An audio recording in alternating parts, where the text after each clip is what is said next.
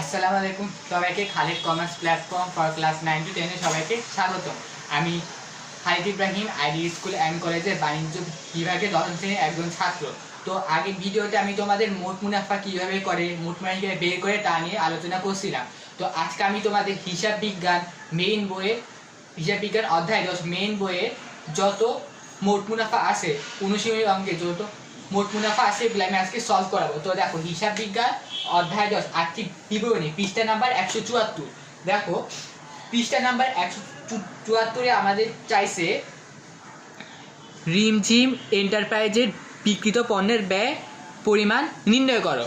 দেখো, আমি তোমাদেরকে আবারও মনে করে দিচ্ছি, যদি আমরা মোট মুনাফা বের করি তাহলে আমাদের প্রথমে নিট বিক্রয় বের করতে হবে। এখন নিট বিক্রয় বের করতে হলে আমাদের বিক্রয়ের সাথে অলিখিত বিক্রয় যোগ মাইনাস বিক্রয় ফেরত বিয়োগ মাইনাস বিক্রয় বার্তা বিয়োগ।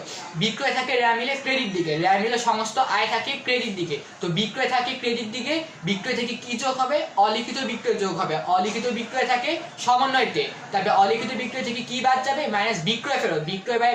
বিক্রয় ফেরত থাকে হচ্ছে রেয়া মিলে ডেবিট দিকে, মাইনাস বিক্রয় বার্তাও থাকে রেয়া মিলে ডেবিট দিকে। তো বিক্রয় থেকে অলিখিত বিক্রয় যোগ মাইনাস বিক্রয় ফেরত বিয়োগ মাইনাস বিক্রয় বার্তা বিয়োগ, এই চারটা যোগ বিয়োগ করে আমি নিট বিক্রয় বের করব। তারপর কি? বাদ বিক্রিত পণ্যের ব্যয় প্রারম্ভিক মূল পণ্য বসে রেয়া মিলে ডেবিট দিকে, তারপর ক্রয়ে বসে রেয়া মিলে ডেবিট দিকে। ক্রয় থেকে অলিখিত ক্রয় যোগ মাইনাস ক্রয় ফেরত বিয়োগ মাইনাস ক্রয় বার্তা বিয়োগ মাইনাস পণ্য উত্তোলন বিয়োগ মাইনাস পণ্য বিতরণ বিয়োগ। এখন ক্রয় থাকে রেয়া মিলে ডেবিট দিকে, আর ক্রয়ের সাথে কি যোগ হয়? অলিখিত ক্রয়। এখন অলিখিত ক্রয় থাকে হচ্ছে সমন্বয়তে, মাইনাস ক্রয় ফেরত হচ্ছে রেয়া মিলে ক্রেডিট দিকে থাকে, মাইনাস ক্রয় বার্তাও থাকে রেয়া মিলে ক্রেডিট দিকে, মাইনাস পণ্য বিতরণ থাকে হচ্ছে আমাদের সমন্বয়তে।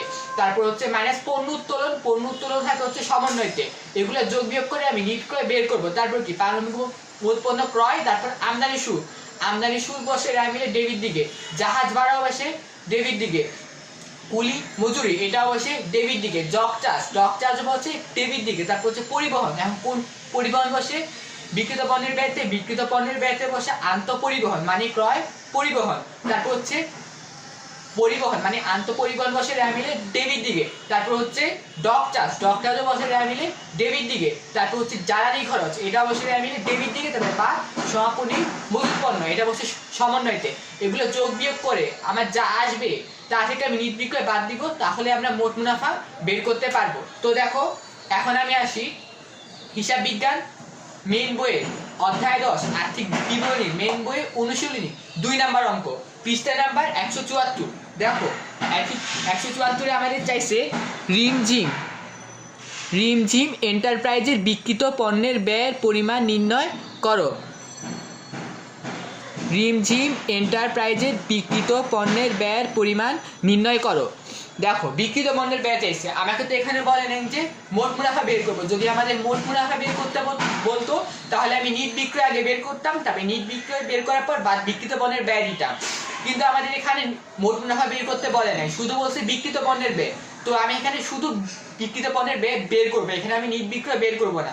যদি আমাকে মোট মুনাফা বের করতে বলতো তাহলে আমি নিট বিক্রয় বের করতাম, কিন্তু এখানে বলছে আমার বিক্রিত পণ্যের ব্যয়ের পরিমাণ নির্ণয় করো, তাই আমি এখানে শুধু বিক্রিত পণ্যের ব্যয়ের পরিমাণ নির্ণয় করবো। তো দেখো, বিক্রিত পণ্যের ব্যয় বের করতে হলে প্রথমে আমাদের কি লাগবে? প্রারম্ভিক মজুত পণ্য। দেখো, রেয়া মিলে আমাদের বলে দিচ্ছে প্রারম্ভিক মজুত পণ্য 30,000 টাকা। প্রারম্ভিক মজুত পণ্য বছর রেয়া মিলে ডেবিট দিকে 30,000 টাকা। তারপর দেখো আমাদের সমন্বয় 2 লিখছে প্রারম্ভিক মজুত পণ্যের মধ্যে 500 টাকা মণিহারি অন্তর্ভুক্ত আছে। দেখো, প্রারম্ভিক মজুত পণ্যের মধ্যে 500 টাকা মণিহারি অন্তর্ভুক্ত আছে। দেখো, এখানে আমাকে বলছে 500 টাকা মণিহারি অন্তর্ভুক্ত আছে। আমি এটা প্রারম্ভিক মজুত পণ্য থেকে এই 500 টাকাটা বাদ দিব। কেন বাদ দিব?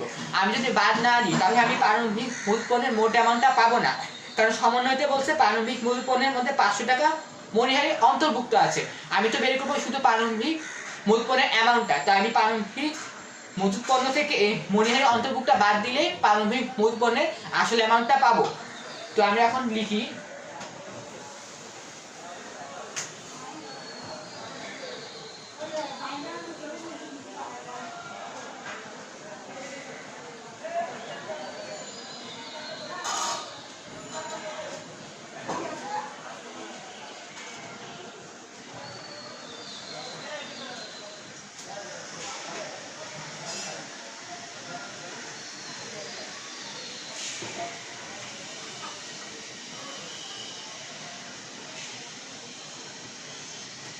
দেখো প্রারম্ভিক মূলধন 30,000 থেকে 30,000 টাকা থেকে আমি 500 টাকা মূল্যের অন্তর্ভুক্ত বাদ দিছি, বাদ দিয়ে 29,500 প্রারম্ভিক মূল পণ্যের মোট অ্যামাউন্টটা বের করছি 29,500। তারপর কি দ্বিতীয় পণ্যে বেড়ে তারপর প্রারম্ভিক মূল পণ্যের পর বেশি হচ্ছে ক্রয় বসে। দেখো ক্রয়টা আমাদের রেয়া মিলে ডেবিট দিকে থাকে, কারণ রেয়া মিলে সম্পদ ব্যয় উত্তোলন থাকে ডেবিট দিকে, আয় দায় মালিকানা সঞ্চয় থাকে ক্রেডিট দিকে।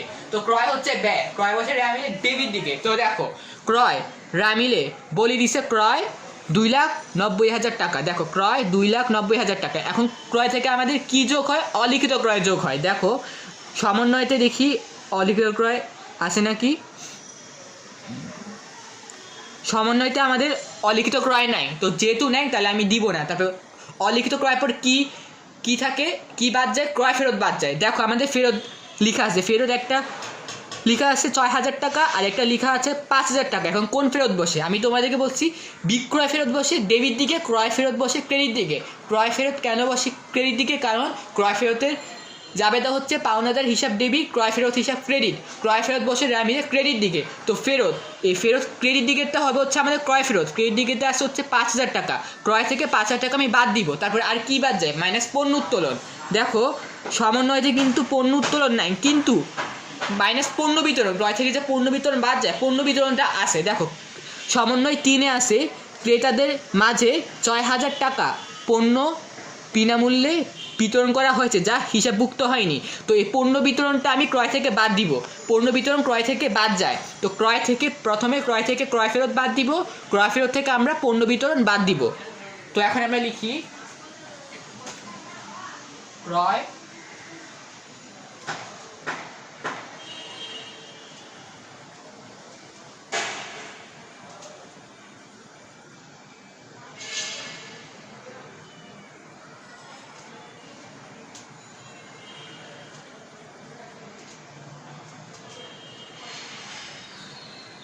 মাইনাস ক্রয় ফেরত 5,000।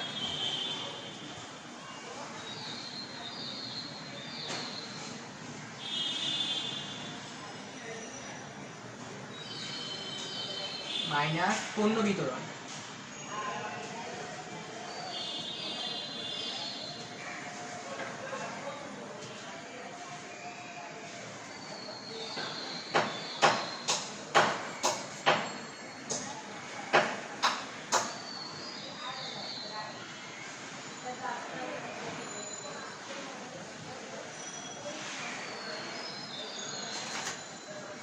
তো দেখো ক্রয় থেকে আমি ক্রয় ফেরত বাদ দিচ্ছি, ক্রয় ফেরত 2 লাখ, ক্রয় থেকে ক্রয় লিখছি 2,90,000 টাকা। তো মাইনাস ফেরত, ক্রয় ফেরত 5,000 টাকা, 2,85,000 মাইনাস পণ্য বিতরণ, পণ্য বিতরণ 6,000 টাকা বাদ দিচ্ছি, তাহলে আছে 2,79,000 টাকা। আচ্ছা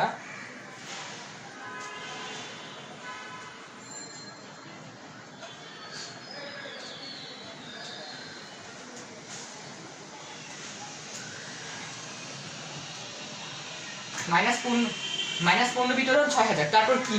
প্রারম্ভিক মজুত পণ্য ক্রয়, তারপর কি বসে? আমদানি শুল্ক বসে। দেখো রামিলে আমাদের আমদানি শুল্ক বলেই দিচ্ছে, আমদানি শুল্ক লেখা আছে আমাদের 5,000 টাকা। আমদানি শুল্ক বসে রামিলে ডেবিট দিকে, আমদানি শুল্ক 5,000 টাকা। তারপর দেখো সমন্বয় 4-এ দেখো পক্ষান্তরে শুল্ক বাবদ 1,000 টাকা অগ্রিম হয়েছে যা হিসাবভুক্ত হয়নি। দেখো সমন্বয় 4-এ কি লিখছে? সমন্বয় 4-এ লিখছে পক্ষান্তরে শুল্ক বাবদ 1,000 টাকা অগ্রিম হয়েছে যা হিসাবভুক্ত হয়নি। দেখো বকেয়া বললে, আমি তোমাদের একটা কথা বলি, বকেয়া বললে সবসময় যোগ হবে আর অগ্রিম বললে বিয়োগ হবে। আমি আবারও বলতেছি, বকেয়া বললে আমরা যোগ করব, অগ্রিম বললে আমরা বিয়োগ করব। তো আমাদেরকে বলছে দেখো পক্ষান্তরে শুল্ক বাবদ 1,000 টাকা অগ্রিম হয়েছে যা হিসাবভুক্ত হয়নি। তো যেহেতু অগ্রিম বলছে তাহলে আমি আমদানি শুল্ক থেকে অগ্রিম শুল্ক বাদ দিব, কারণ অগ্রিম বললে বিয়োগ হয়, অগ্রিম বললে সবসময় বিয়োগ হবে। তো আমদানি শুল্ক থেকে অগ্রিম 1,000 টাকা আমি বাদ দিব। এখন তো আমদানি শুল্ক আছে আমাদের 5,000 টাকা।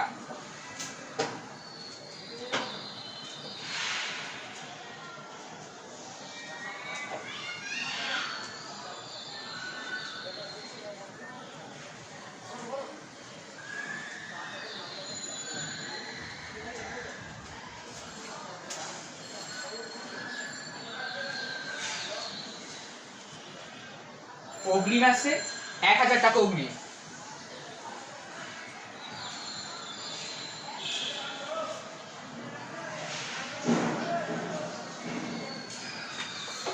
আমদানি শুল্ক থেকে আমি অগ্রিম 1000 টাকা বাদ দিছি, তাহলে কি আসলো 5000 বিয়োগ 1000 4000। তারপর কি বসে পারমাণবিক মজুত পণ্য ক্রয় আমদানি শুল্ক, তারপর বসে জাহাজ ভাড়া। দেখো কোশ্চেনে জাহাজ ভাড়া আছে নাকি, দেখো কোশ্চেনে কিন্তু আমাদের জাহাজ ভাড়া নাই, তো জাহাজ ভাড়া যেহেতু নেই আমি এখন দিব না, জাহাজ ভাড়া থাকলে আমি দিতাম। জাহাজ ভাড়া কিন্তু আমাদের র্যামিলে দেওয়া নেই। আমদানি শুল্ক জাহাজ ভাড়া, এরপর কি বসে কুলি মজুরি। দেখো কুলি মজুরিও কিন্তু আমাদের র্যামিলে দেওয়া নেই, তাহলে কুলি মজুরির পর কি বসে আমদানি শুল্ক জাহাজ ভাড়া কুলি মজুরি ডক চার্জ মানে বন্দর চার্জ। দেখো ডক চার্জও কিন্তু রামিলে দেওয়া নাই, যেহেতু নাই তাহলে আমি দিব না। তো ডক চার্জের পর কি বসে পরিবহন বসে। এখন আমি বিক্রিত পণ্যের ব্যয়তে কোন পরিবহন বসবে আন্তঃপরিবহন। বিক্রিত পণ্যের ব্যয়তে আমাদের আন্তঃপরিবহন বসে, আর আন্তঃপরিবহনকে আমরা ক্রয় পরিবহন হিসেবে লিখতে পারি। তো দেখো পরিবহন আন্তঃপরিবহন দেওয়া আছে, আর আন্তঃপরিবহন বসে রামিলে ডেবিট দিকে। বিক্রিত পণ্যের ব্যয়তে আন্তঃপরিবহন বসে। দেখো অনেক সময় কোশ্চেনে শুধুই থাকে হচ্ছে পরিবহন, এখন অনেক স্টুডেন্টরা এটা বুঝে না যে কোন পরিবহন বসবে বিক্রিত পণ্যের ব্যয়তে। পরিবহন মানে হচ্ছে আন্তঃপরিবহন, আন্তঃপরিবহনকে আমরা বলি হচ্ছে ক্রয় পরিবহন। এই আন্তঃপরিবহনটাই বসে আমাদের বিক্রিত পণ্যের ব্যয়তে, আর আন্তঃপরিবহন বসে রামিলে ডেবিট দিকে। তো আন্তঃপরিবহন লেখা আছে 6000 টাকা। তারপর দেখো 6000 টাকা তো লেখা আছে, কিন্তু তারপর লিখছে পরিবহন খরচ। এই দেখো পরিবহন খরচ, পরিবহন খরচ 3000 টাকা বকেয়া রয়েছে। আমি তোমাদেরকে বললাম না বকেয়া বললে সবসময় যোগ, অগ্রিম বললে বিয়োগ। বকেয়া বললে যোগ, অগ্রিম বললে বিয়োগ। তো আন্তঃপরিবহন 6000 টাকা, তারপর লিখছে পরিবহন খরচ 3000 টাকা বকেয়া রয়েছে। যেহেতু বকেয়া বলছে তাহলে আমি আন্তঃপরিবহন থেকে পরিবহন খরচটা যোগ করব, কারণ বকেয়া বললে যোগ, বকেয়া বললে সবসময় যোগ হবে। তো আন্তঃপরিবহন থেকে পরিবহন খরচটা আমি যোগ করব।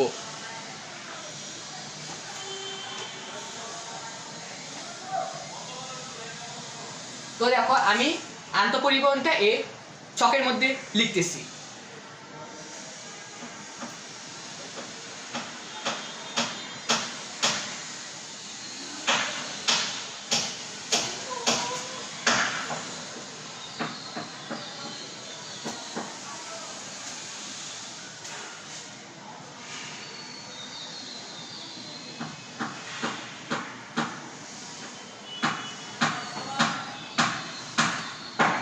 বকেয়া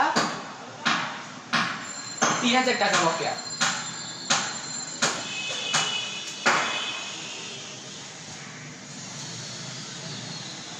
আন্তঃপরিবহন 6000 টাকা যোগ বকেয়া পরিবহন কত 3000, 6000 যোগ 3000 9000। তারপর কি বসে পারমাণবিক মজুত পণ্য বিক্রিত পণ্যের ব্যয়তে কি বসে পারমাণবিক মজুত পণ্য ক্রয় আমদানি শুল্ক, আমদানি শুল্ক বসাইছি। জাহাজ ভাড়া, জাহাজ ভাড়া আমাদের রামিলে নাই, কুলি মজুরিও নাই, ডক চার্জও নাই, কিন্তু পরিবহন আছে। পরিবহন আছে, কি পরিবহন আছে আন্তঃপরিবহন আছে। আন্তঃপরিবহন হাতে বকেয়া পরিবহন যোগ করছি 9000। তারপর দেখো আর তারপর কি বসে জ্বালানি খরচ। দেখো জ্বালানি খরচ কিন্তু আমাদের রামিলে নাই। তারপর দেখো এখন কি করব আমি, পারমাণবিক মজুত পণ্য আছে, ক্রয় আছে, আন্তঃপরিবহন আছে, আমদানি শুল্ক আছে, আর কিছু নেই। ডক চার্জ, কুলি মজুরি, জাহাজ ভাড়া, জ্বালানি খরচ এগুলো কিন্তু আমাদের রামিলে নাই। থাকলে আমি বিক্রিত পণ্যের ব্যয় তো অবশ্যই লিখতাম। তো এখন কি করব মাইনাস সমাপনী মজুত পণ্য বাদ দিব। দেখো সমন্বয় একে আছে সমাপনী মজুত পণ্যের ক্রয় মূল্য 40000 টাকা, যার বাজার মূল্য 2000 টাকা বেশি। দেখো আমি আবারও বলতেছি সমাপনী মজুত পণ্যের ক্রয় মূল্য 40000 টাকা, যার বাজার মূল্য 2000 টাকা বেশি। দেখো মূলত আমাদের সমাপনী মজুত পণ্যের ক্রয় মূল্য আর বাজার মূল্যের মধ্যে যেটা কম থাকে ওইটাই বসে হচ্ছে সমাপনী মজুত পণ্যে।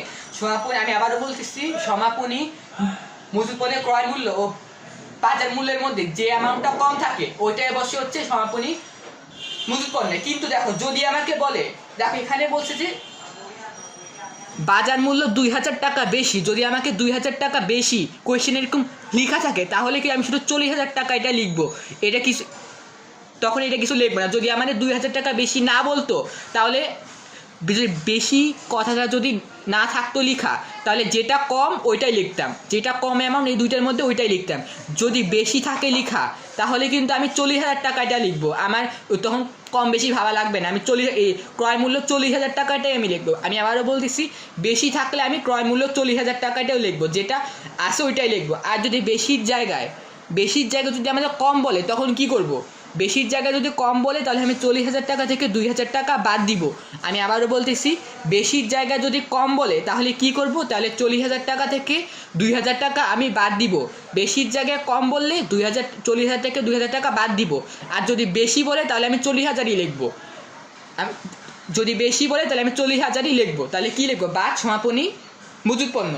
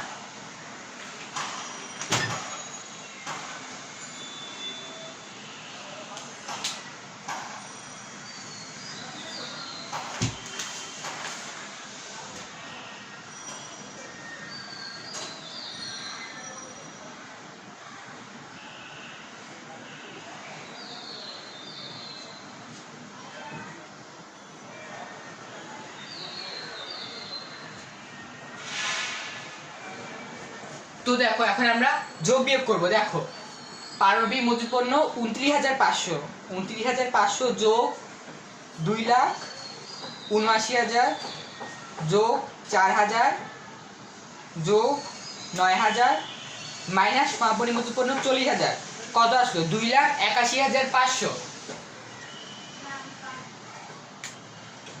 তো লিখি,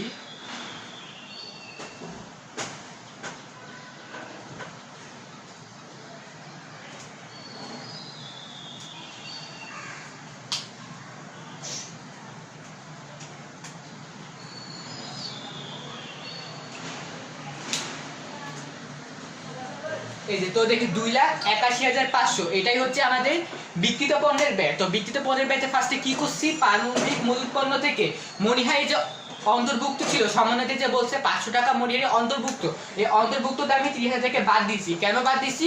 যদি বাদ না দিই তাহলে কিন্তু আমি পারমাণবিক মজুত পণ্যের আসল অ্যামাউন্টটা পাইতাম না।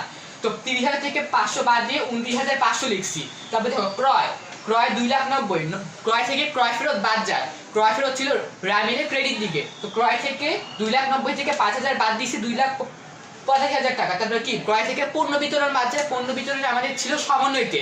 তো 2,85,000 থেকে পণ্য বিতরণ বাদ দিছি, তাহলে আছে 2,79,000 টাকা। তারপর কি? আমদানি শুল্ক 5,000 টাকা। 5,000 টাকা থেকে অগ্রিম শুল্ক 1,000 টাকা বাদ দিছি।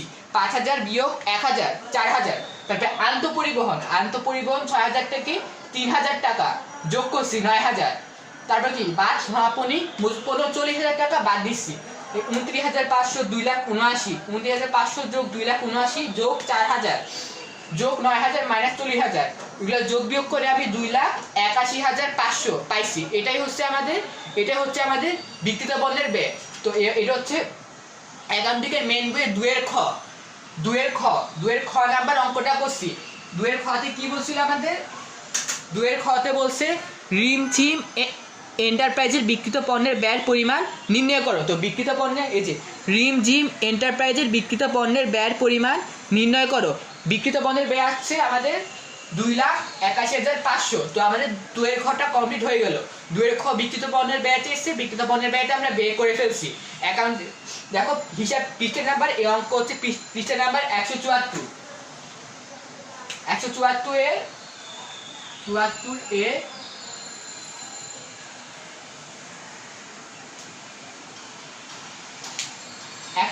2 এর খ নাম্বার অঙ্ক, হিসাব বিজ্ঞান অধ্যায় 10 আর্থিক বিবরণী, পৃষ্ঠা নাম্বার 174, অনুশীলনী 2 এর খ এর অঙ্ক আমি আজকে সলভ করেছি। বিক্রিত পণ্যের ব্যয়টা বের করছি। বিক্রিত পণ্যের ব্যয় আসছে 2,81,500। তো আশা করি তোমরা আজকে আমার ক্লাসটি ভালোভাবে বুঝতে পারছো। আর যদি তোমরা কেউ না বুঝে থাকো তাহলে অবশ্যই আমাকে কমেন্ট বক্সে জানাবে। আর আমার ক্লাসটি যদি তোমাদের ভালো লাগে তাহলে তোমরা অবশ্যই আমার চ্যানেলটা সাবস্ক্রাইব করবা। তো আল্লাহ হাফেজ।